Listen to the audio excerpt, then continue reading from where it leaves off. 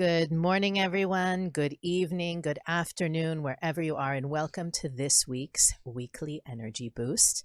My name is Elisheva, and I'm here with David. And full disclosure, normally we do our podcast live. Today we have a pre-recorded episode. And so if you're watching on Facebook or on YouTube, you're more than welcome to write your comments and questions as usual, and we will get back to them during the week. We are super excited to be here this morning, not only in body and in spirit, but also because we are talking about perhaps one of the most in-demand topic when it comes to really practical wisdom is how to be happier. We are going to talk about how to make a happier you. And David and I have each compiled our own lists on things to do or be or become in order to be happier. We're going to share. We have not shared it with each other. Right. We each have our own list. We're going to try and knock out as many as we can. And we're doing that because right now we are in the week of what the Kabbalists call Pesach, what many people probably call Passover. And the holiday, this week of connection for the Kabbalists always falls in the month of Aries. And Aries, if we haven't given them enough credit already this month, they tend to be very happy people. I don't know if you can think of the Aries in your life, but studying an Aries is probably a good way to figure out how you can be happier. However, we're going to take more of a wisdom-based approach to our lists, of course. But their ability to sort of move on from things that are difficult, sad, heavy, upsetting is nothing short of miraculous. I know that I wish I could move on as quickly as they move on, but that's why I have this list, the list of things that helps me move forward and move gracefully through those things that may be difficult or make me less than happy. The weekly energy boost is really well, let's say every episode we strive to bring you the most practical wisdom and tools to navigate the coming week. One of the ways we do that is also looking at the energy of the month, which is inevitably related to the energy of the week. And especially in a week like this, it's an 8, well, depending on where you live, it's a cosmic window that lasts about a week where we're given the energy of freedom, the energy to break free from the things that no longer serve us, to quiet the voice of our opponent and amplify the voice of our soul. And so to that effect, it will behoove all of us this week, and of course this month, to connect more to the things that make us happy. And before we get into our lists, I'm going to call myself out on perhaps the most important thing that prevents us from happiness is, I don't know if everybody heard my use of the language, makes me happy. That to me is the number one thing that prevents people from being happy. That's not part of my list though, is waiting for things or people or events to make them happy. Should be part of your list. Waiting for happiness should be part of your list. That's how not to be happy. I know.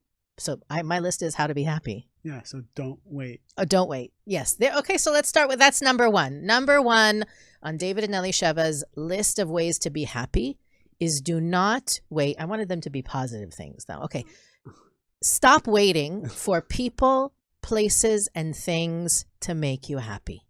We talk about this in almost every episode, but the idea that if something outside of me is the source of my energy, I will never be fulfilled in the long run. I will constantly be running from source to source to source, the energy drizzling out of my being as I run to the next source.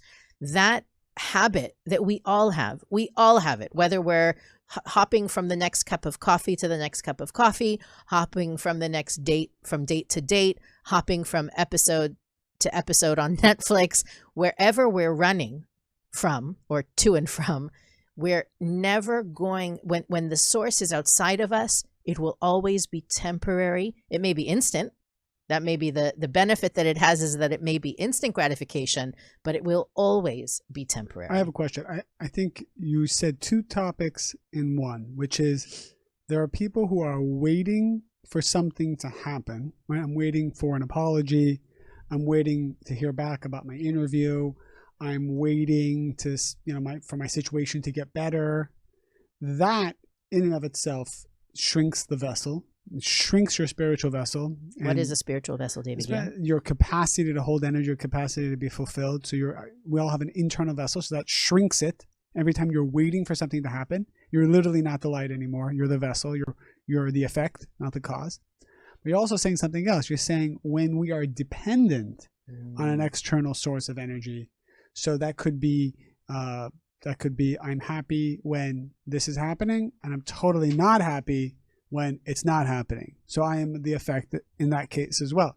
But they are two distinct topics. I'm writing it down now. Don't wait for happiness, and don't depend on anything outside of you for happiness. Okay. Similar sisters. They're sisters and brothers here of being the effect. Because essentially what Alicia was saying is when you're the effect, it's impossible to draw the light of happiness.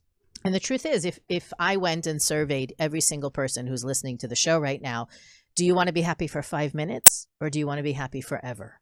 How many of us would say, I'm good with 5 minutes? Raise your hand if you're good with 5 minutes. Nobody should be good for 5 minutes. And maybe there are those sort of sadistic types that will say, well, and then 5 minutes, when the 5 minutes are over, I'll find another 5 minutes. Yeah. Right.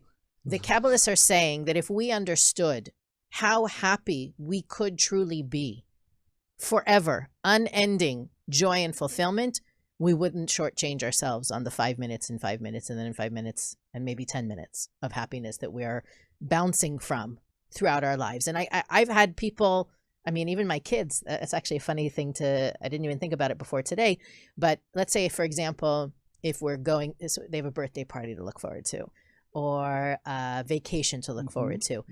They ride on those fumes for the whole month before the vacation, or the whole week before, and then the birthday party is over. And I'm thinking about it now. I've heard them say, now what do I have to look forward to? And what a punch in the gut that is for me as a parent. The look forward type people who only derive joy from looking forward. Right. And if we're honest, we're all a little bit like that, right? It may not be the vacation in a month, may not be the source of our happiness, but in those quiet moments, we remember it and we get anticipatory happiness. It's a thing. It is a thing. Anticipatory happiness. So that's really our first advice, guidance. That's your first point. My first point. It's 2 points though. Yep. My first 2 points, maybe David will get the next 2. My first 2 points are: do not wait for happiness, which includes the anticipatory type, and do not depend on anything outside of you for happiness. Okay. How you do those things, obviously, we talk about in all our other shows and classes, but we're given headlines here. Right. And by the way, I did, before you take the mic over, David, I did want to share an excerpt from the Power of Kabbalah book about the root of our unhappiness, and then maybe we can segue into more positive language. Spoken word. Okay, so I've been reading from this book for the last couple episodes. It really is the user's manual for life, and it says there's just these 2 quick paragraphs here. What page is it? It is page 26. So it's important enough that it's in the beginning. It says here, the reason we are unhappy and anxious is because our desires are not constantly fulfilled by light. If we have joy in one area of our life for 5 years, we may feel fortunate, but this also means there was enough light in the tank to only last 5 years. Running out of light, or rather disconnecting from the light, makes us unhappy. The more light we have in our life, the longer our desires remain fulfilled and the happier we are. We also have a lingering, deep-seated fear that our happiness will eventually end. When we find ourselves in a rare state of contentment and serenity, we have a negative tendency to believe it's too good to be true. We worry about tomorrow, and the moment these doubts creep in, we lose our connection to the light. Light is therefore also defined as the peace of mind that comes from knowing that happiness will still be with us tomorrow. When we are connected to the light, we have no fear, anxiety, or insecurity about the future. Beautiful. And that basically talks about exactly what we were saying. Anything that's based on timing, a certain timing, a date in the future, or something that sometimes it's also their happiness comes from reliving something that happened in the past. Yep. And they tend to hang on. We call it nostalgia to be polite, but sometimes they hang on to things from the past that is their only source of joy. And so here again, Rav Berg is saying basically anything outside of you if your happiness isn't coming from the light, you're not really connected to the light, and your tank is going to run empty. Very nice. I have a list of spiritual concepts, but also practical ones that I feel will be beneficial. So I'm going to mix it up a little bit. This is a practical. I'm going to start with a practical one. We talk a lot about the spiritual concepts. This is rooted in spirituality, but I'm going to bring it down to earth. This is something I apply, and I've seen other people who apply this. It works. 20% of your time should be dedicated to being free, creative, thinking, thoughtfulness. I don't know how to put it, but I know that it's kind of, I tell our employees that I want not your whole day to be working on your tasks. 20% of you should be thinking about how to improve your department, how to be creative, how to expansion, right? Scaling, whatever it is. And we all operate that way. When we're just on the hamster wheel, getting stuff done and finishing the day, having finished yesterday's to-do list, this suffocates happiness. This, if you want to make it spiritual, let's keep it practical. Spiritually, what happens is the vessel can't expand. So the capacity to hold the light of the creator can't be there. And we also know that when we have free time to think, to dream, to be creative, those thoughts expand the vessel, and then all of a sudden those things come. So I know that if I think about something or I meditate on something for, let's say, I don't know, I need to meet somebody about something. I'll think about it, and I'll ask for it, and I'll pray for it, and all of a sudden the circumstances align where that opportunity comes about. But that only happens when you have freedom. And how many of us have freedom in our day to expand our career, to expand and bring more value to our family, to our friends, to our own body, to our own health? Most people I meet are going from hour to hour. They're not thinking about the future. They're just playing catch up. So that's my first point. Finding a way to create that space. And if you do that, you'll be more successful. Even though it sounds like you're working 20% less, I've seen it time and time again. You become more productive. You draw more efficient ways of doing things. You bring more success in every part of your life. 20% freedom. I do something similar. Well, it's important for me. It feeds me. I am energized when I have to create something.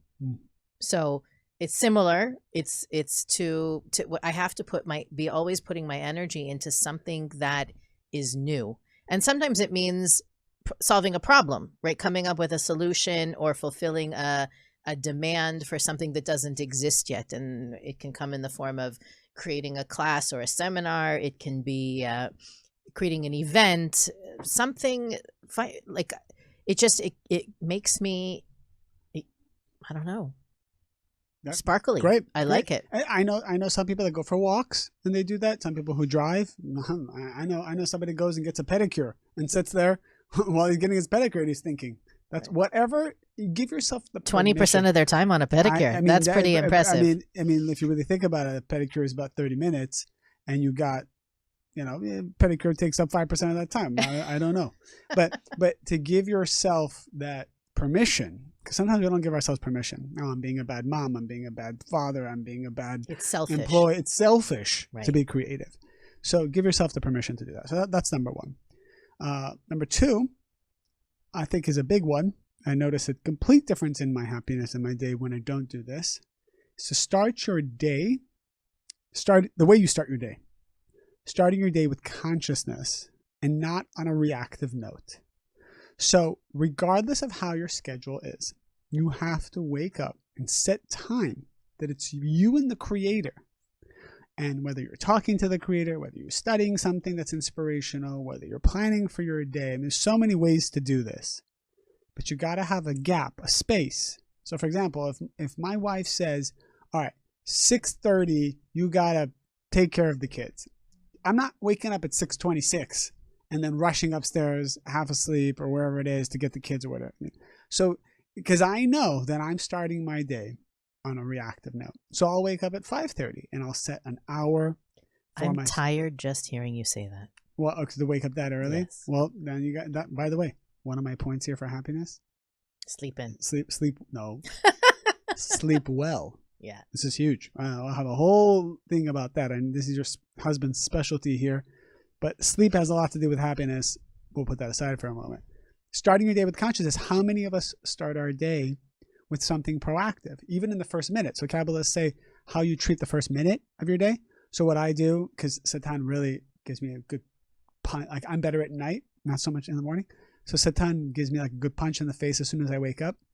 And I just say the word thank you over and over again as I'm waking up. I say thank you about different things. Thank you this. Thank you. As many things as I can think of, I say thank you, thank you, thank you, thank you.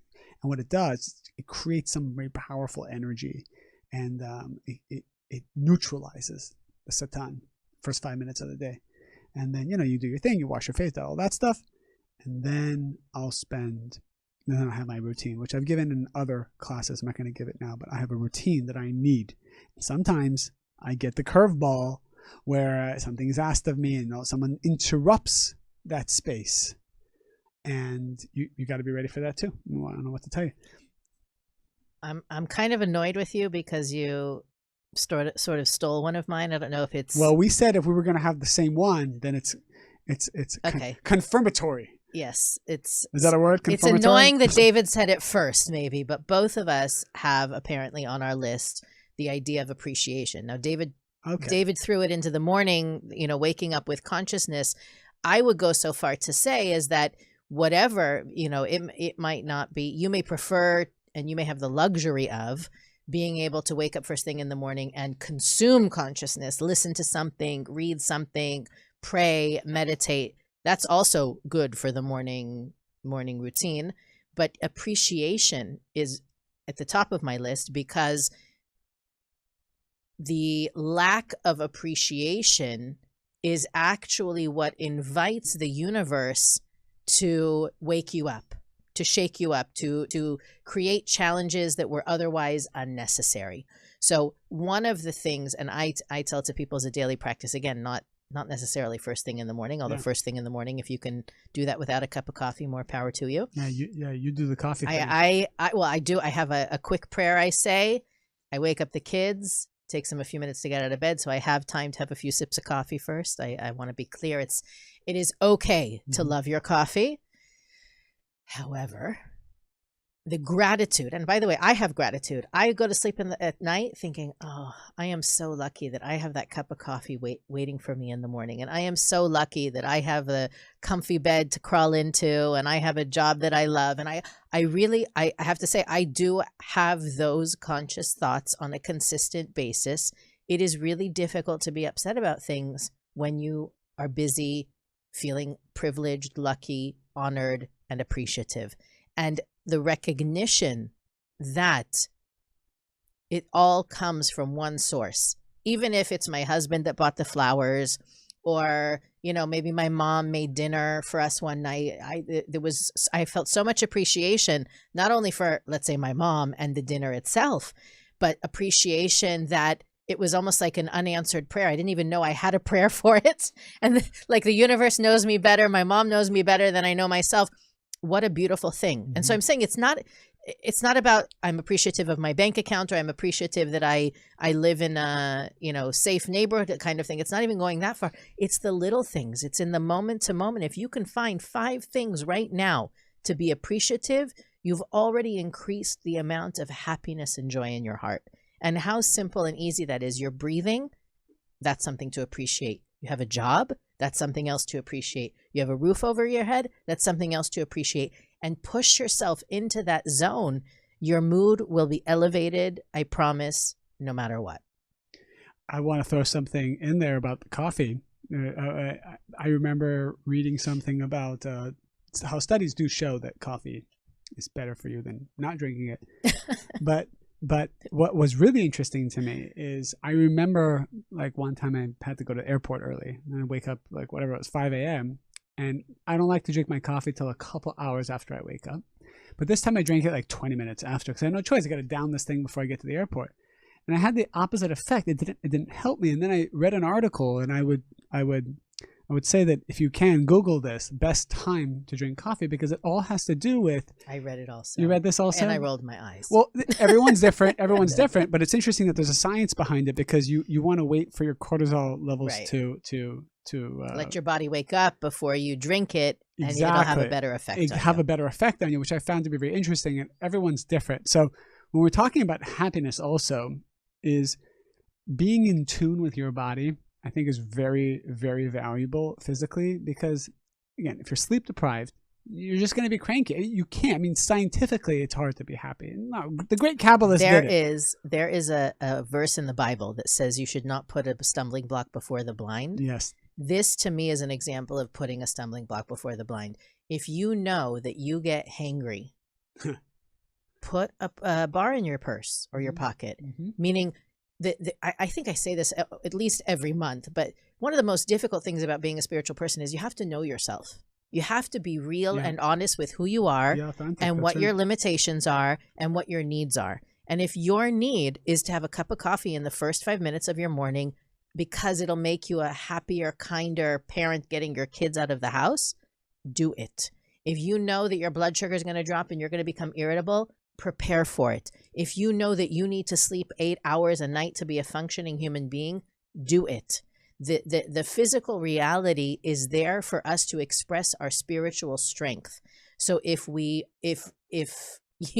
hearing what we're saying and you're saying, well, that's too materialistic, that's too 1%, that's too physical.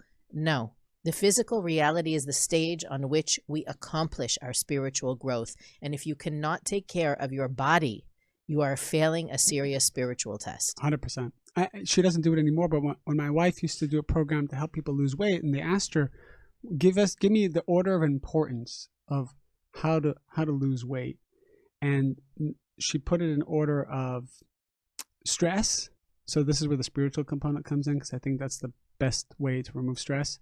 Stress, sleep, diet, exercise. Interestingly enough, to lose weight, sleep. So let's take stress out of it for a moment, because everybody can agree with that. Sleep was more important than diet for a person who wants to lose weight, because it doesn't matter how you eat your food or what you eat, or even what you do for exercise. If the body doesn't have the opportunity to heal, you're getting a standing ovation from new moms everywhere. When you're sleep deprived, it's really hard to lose weight. So she said to her clients, because there are people who tried everything, they couldn't lose weight, and she said, if you don't sleep, the body How do we get back to sleep again? Yeah. No, but again, we're talking about happiness, and I want people to have practical things when they hear our podcast. I don't want it to just be like spiritual. Have certainty, and you'll be happy. Well, yeah, but these are practical things that you can do right now, and part of it is, I'm sure 50% of our audience does something to sabotage their sleep, whether they're drinking coffee at 6 p.m. or they're on their phone before, or they don't have a black... We had a whole show about this. They don't have a black room. They're just not investing in the sleep. The sleep is more valuable than anything else to get the hormones balanced, to let the body heal. The body needs time to repair. Right. And then you have consciousness the next day. It's like you receive divine inspiration on a higher level. There's a vicious cycle and there's a precious cycle. This is the precious cycle, and it starts with sleep. 100%. Okay. Let's go back to your list. So my list, this is, I said appreciation. The last thing I contributed was appreciation. I think my next thing is going to be on everybody's list, whether you're spiritual or just a nice person, is be kind. Do something kind, do something sharing, do something for someone else. Let's call it that. Do something for someone else, because it doesn't have to be, you don't have to spend money. You can say something nice to someone. One of the things I remember as a child, I'm bringing up my mom again, so annoyed with, is my mom would talk to every single person. We go to the market, she'd talk to the cashier. We would valet park somewhere, she talked to the valet parking guy. We went to, Starbucks, she would talk to the barista. Like, Mom, can we just go? But I realize now that I'm an adult that what she was doing was just being nice.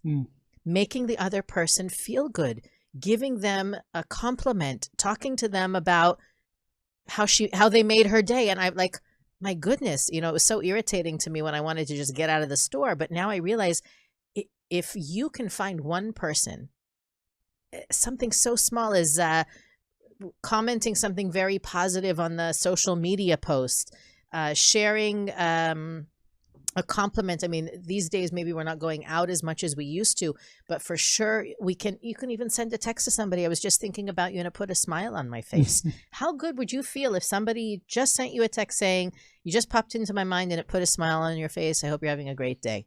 How could you not be uplifted by that? Right. But what's interesting, the spiritual science behind that is that by you revealing light, sharing light with that other person, you're the pipe that delivered it. So that sharing, that light, that happiness comes through you. You're filled with that light before it's delivered. So to me, I mean, I used to have a student a really long time ago who every time she would have a fight with someone, she'd call me and say, I need to make a donation. I need to give charity. Her thinking, right, she had heard this teaching and said, okay, the moment that there's darkness, I have to share. I have to share. So she would say, I have to give $50 right now. I just had a fight with my sister. And inevitably, oh, that's nice. It would turn things around. It was actually quite a remarkable thing to see. But it's for, let's say, instead of needing to put out that fire, which obviously, I mean, the light will put out the fire, but the idea that by me being a channel for the revelation of goodness in the world, I myself am filled with that goodness first. If I'm praying for somebody else, by the way, they don't need to know that you're praying for them. Praying for somebody else, you're filled with the blessings you're asking for them even before it's delivered for them to them. So the idea that I can have it, I can, by me making a difference, whether the difference is acknowledged, and here's another don't coming up, right? Don't wait for the acknowledgement. Don't wait for the thank you. Don't wait. Not waiting for the appreciation, recognition, and acknowledgement of and within itself is a source of happiness. I remember one of my students, she would always be unhappy. I always think and things would work out for her. She had stuff and everything kind of was like going her way, but she was always unhappy. And then I realized just on my own thinking that this girl doesn't share with anybody. Like, she doesn't add value to anyone. It's always about like her career, her this, her relationships. It's always tied back to what she's receiving. And Kabbalistically, there's a huge correlation to happiness and how much value you add to others, but that it's to the level that it's unconditional, that you're not, like what Elisheva said, you're not going to receive something in return. And one of our teachers told me 20 years ago, great advice, that every day do an action that is positive, value sharing, whatever, that you feel you're getting absolutely nothing for. So it's kind of like, it's like those actions, you're like, why would I do that? Like that's like nice. It's the last thing I want to do. But that action is true sharing. If you, even the ones that make you feel good right on the spot, or you see how there could be a reward or a benefit, whatever, those aren't as powerful for the soul as actions where you feel like this is no reason for me to do something like this, but it's a positive thing. And to train yourself to do unconditional actions of sharing and adding value. And something practically I do is just every couple hours I stop and I try to think, all right, well, is there a person I can call? Is there someone I can talk to? And try to be spontaneous about it to break up my day, so I'm not just consumed with things that are mine. Is that, that was. Are you done? Well, that was actually on my list.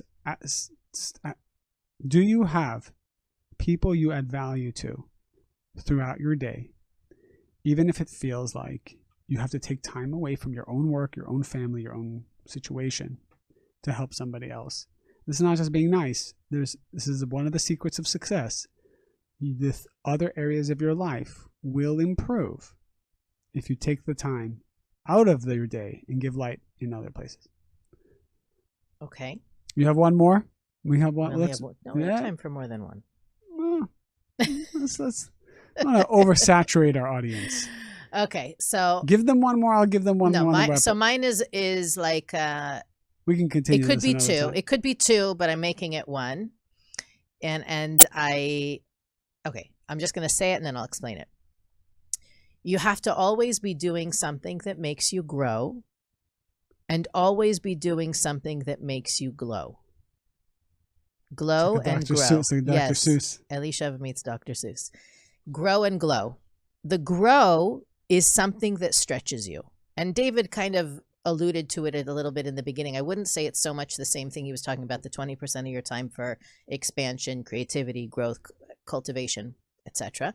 I'm talking more of something that puts butterflies in your stomach, makes your heart palpitate, makes your palms sweat. Always be challenging yourself to go to the next level. And if you're sitting there and thinking, well, wait a second, I'm doing nothing right now to challenge myself, come up with something. You may think, well, I'm afraid to do that, or what if I'm rejected, or what if they don't like me anymore? The effect of challenging yourself, the truth is that Kabbalah teaches that the only real joy that we experience is joy that we get from growing. Even the joy that let's say you do something nice for someone, the reason you get you feel joy and happiness as a result of it is because it challenged you to do it, not just because it was the easy thing to do. If it was the easy thing to do, you're going to feel happy for a second and then back in the shadows again. The idea is that when we are stretching ourselves, getting outside of our comfort zone, motivating ourselves to be more tomorrow than we are today, that expansion, again, it's creating another taste bud on our ability to experience fulfillment. That stretching is where the real joy and happiness is. And the glow, it's like the other side of that coin, is that you have to do something that makes you happy. And David was talking before about how sometimes maybe we don't do things because we feel guilty. We don't take that time. It's not worth it. I have so many other things to do. The to-do list is so long. You would be surprised. You will be surprised, because I know you're all going to listen. You will be surprised how happy it makes you to do just one small thing for yourself. And if you're listening right now and you say, okay, you know what, on the way home from work, I'm going to stop off for ice cream. Or when I get home, I'm going to, I don't know, make myself a bubble. I don't like bubble baths, but maybe I know there's a lot of people that do. Or maybe I'm going to I'm not going to cook tonight. I'm going to order takeout, and I'm going to order what I want, not what everyone else wants. Like that kind of thing. If you make yourself a promise like that, keep it. Just because nobody heard you promise it to yourself doesn't mean you aren't creating a space for light to be fulfilled. And maybe this is something we could dedicate to a future show too, is that when we make promises, we already draw the energy for that thing to manifest. And when we don't follow through with it, it creates a space in which negativity can enter, even when that promise is just to yourself. So what I'm saying is, if I don't know, I lost count. Maybe this is number 6 already. One way to really increase the happiness in your life is always having something in your life that makes you grow, and always having something in your life that makes you glow. Love it. Last one I'm going to share is, there's this concept Kabbalistically that it's called direct and returning light. And it means that at certain times of the day, you need to be what's called in the stage of malchut, in the physical, to strive for something, to have a desire for something. And then there's times you need to be in the level of keter, which is the feeling that you already have everything. And being in these two places at the same time is the soul's secret of success. And this is part of a deeper study of what's called the 10 luminous emanations. But how to make that practical? Several times throughout the day, when you feel that you're working, you're maybe getting a little drained, or you're getting a little frustrated with the process, or just working hard, you should stop. You should tell yourself, I already have everything. And actually to connect to this feeling that you don't really need anything. That you don't need to achieve this or make that happen. And your family's perfect, your relationship is perfect, even though maybe it seems like it's not. Your kids are perfect, even if it seems like it's not. But to actually establish at that moment that I have certainty, that everything is perfect and I don't need anything. And what that does, it does something in the spiritual world that's very powerful. Because if you're always in that state of mind, it's a problem, because then you're not out there creating, doing, building, and elevating yourself. But if you're always trying to create, build, and elevate, and you're not letting go and saying, wait, I already have everything, then you're also not inviting the light of the creator into the process. So that's toxic from the other end. So the secret is, as you're going through your day, take time a couple of times through the day and say, wait 1 second. I already have everything. I don't need anything. I don't need anybody. I don't need you. I don't need the money. I don't need this career advancement. I don't even need anything for my kids. Everything is perfect. And that consciousness, that's called consciousness of Keter, is when it's the consciousness of certainty. It draws a unique light that you need, and then you can go back to work. But gotta always connect and flip between these two levels of consciousness that are called Keter and Malchut. So that's my last one. Okay, I want to ask you something. You know me. I'm a busy person. I have a lot to do, a lot of people, a lot of things. When on earth could I do what you just described? You could do it right now. You could say, I'm busy listening to a podcast. Oh, you just stopped. It's something you do in your mind. You just stop and say, I don't even need this podcast. Like right now, as you're listening to the podcast, you should say, I don't even need to hear the podcast. Why would you need to hear a podcast if you already have everything? You only listen to the podcast because you think you don't have something, or you think you're missing something, which is good because it pushes you to learn, it pushes you to grow, and you need that. But at the same time, you need to also say, I don't need this podcast at all. All right, so why am I listening to it? Well, now you flip back to, well, I need the podcast. But the idea is you have to be in both. And it's a very deep secret. It's called Mati Velo Mati. It's you got to be in both realities of I need and I don't need it all. And this consciousness is the secret of breathing in and breathing out. It's so many different secrets, which is beyond the scope of how we're going to explain the mechanics of it. But I know as you hear it, you feel what I'm saying. There's truth to what I'm saying. You feel it. And it's a practice that if you start practicing it, you will then learn the secret of why it works. To me, it just makes me think about all those single people out there who are pining for their soulmate. The best way to get your soulmate is to feel you already have one, right? For the people who are pining. Now, for the people who aren't pining, who think, well, why do I need a soulmate? They need to pine, right? You need both. You need to pine and feel you don't need.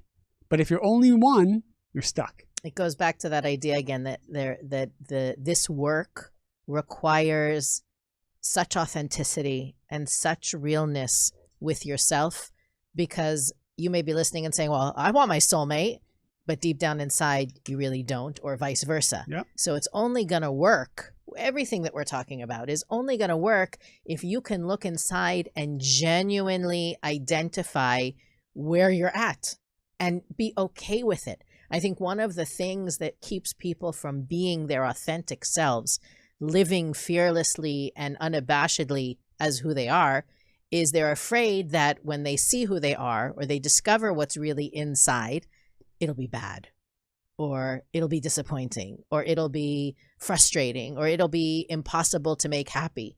And that, I don't know, I think that once you're able to do away with the need to label it, it's good, it's bad, it's disappointing, it's frustrating, it's impossible, there is nothing that can't, you got to know what you have to work with.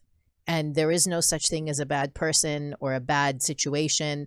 It's really what you are or where you're at in the marathon or obstacle course or whatever you want to call it. But you got to know where you're at in order to start moving forward.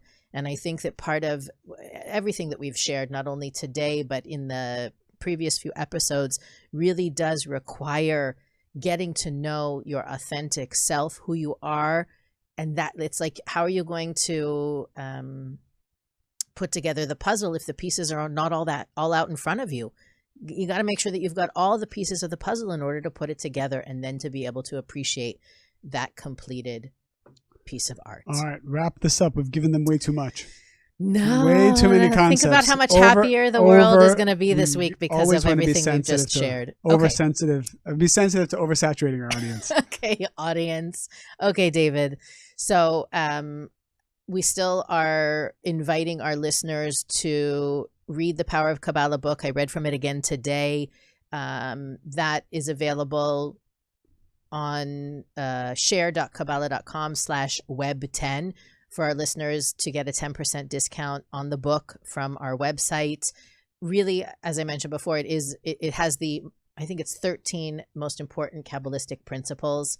I know we always say every week this is the most important thing. And even if you get the book for a friend, by the way, if you use that link, it is supporting us. We don't benefit monetarily, but we want to show how valuable this show is. We have such a huge audience, but we also want to show that this show, we want to demonstrate that this show has influence, and that if we do suggest something because we truly believe in it, that our audience listens, because then we can garner more support and financially be able to bring this out to more and more people. So we share these things because we believe they're good for you, but you also support us when you use those links, even if you just buy it for a friend or buy it for somebody else. That's how you can support us and give back to us. Right. And as you know, it's not every day that we haven't recommended 18 books in the past. This is second book in 3 years. Right. So this is definitely the number one book that we would recommend for people who are starting out on their journey with Kabbalah.